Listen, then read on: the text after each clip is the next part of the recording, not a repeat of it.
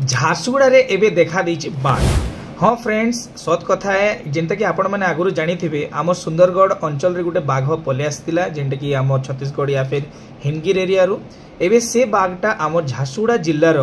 लयकरा block रो जेनता कि गंजुडीही जाममाल ई पाख अंतर जगह जेनटा अच्छे से स्थानीय लोक मानकर कहबार अनुसार गत राति रे बाघटा आसीथिला जेनता कि से माने सकालू उठले कि से माने जानले आ तुरंत वन विभाग रो अधिकारी मानकु से माने जणाले।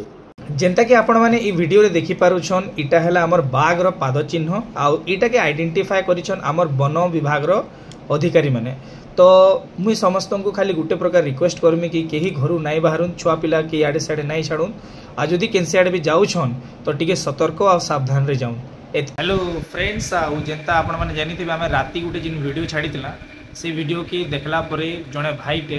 हेमंत भाई कोई करी अछन से मते ई वीडियोटा पठेछन आ ई वीडियोटा आपण निजे देखो कि झारसुगुड़ा रे जिन बाघ रो कथा चली छै लयकरा ब्लॉक रो आपण निजे देखो।